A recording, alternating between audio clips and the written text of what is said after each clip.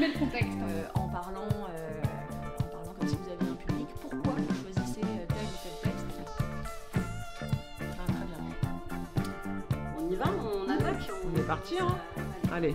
Je lis quelque chose, c'est vraiment comprendre des choses que je pourrais pas comprendre en tant que Sana, on va dire. Dans le sens où, quand on raconte une histoire, on est dans le point de vue d'une personne qui nous est étrangère. Et donc, du coup, on découvre des pensées que des personnes ont ou des choses que vivent d'autres personnes. Et du coup, ça nous permet d'être plus compréhensifs par rapport à certaines situations.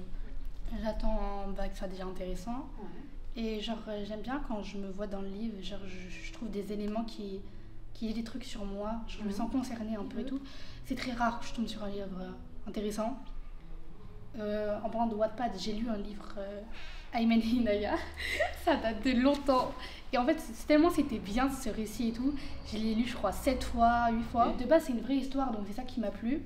Et ce que j'aimais bien, c'est qu'elle parlait vraiment comme moi je parle. Du coup, je me voyais vraiment dans ce qu'elle disait. Tu te reconnaissais, ouais. Super là. Ouais, moi j'écris. Qu'est-ce que t'écris? Tu postes des histoires, des écritures, des nouvelles? Non, je pose pas, mais en fait, à force de lire, bah, ça m'intéresse et j'ai envie d'écrire. Et genre, mon imagination, je fais, mais je pose pas. C'est bien, j'ai la flemme des fois.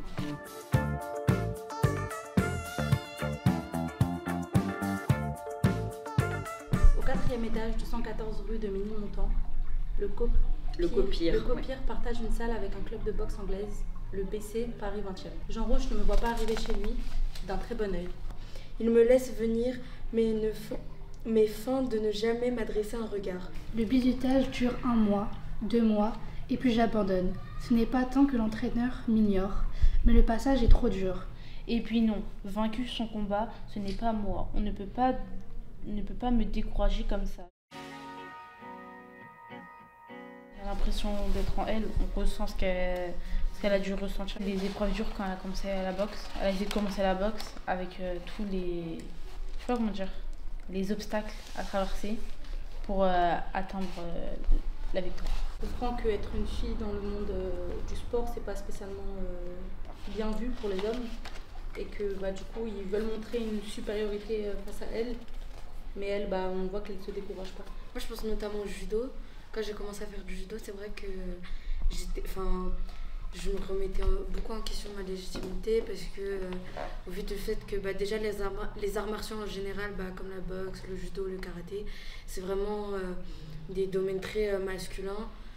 Et du coup, le fait que je sois une fille, ouais, ça m'a fait remettre en question beaucoup de fois. Qu'est-ce qui t'a motivé à ne pas abandonner? Ta fille doit être ultra fière de toi. Comment t'as eu envie de faire de la boxe? Les hommes te prennent beaucoup.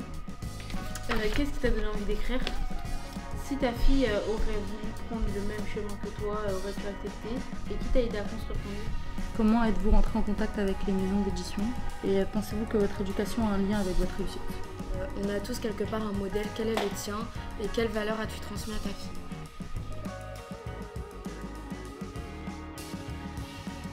Oui, d'accord. Est-ce qu'elle a eu une adaptation?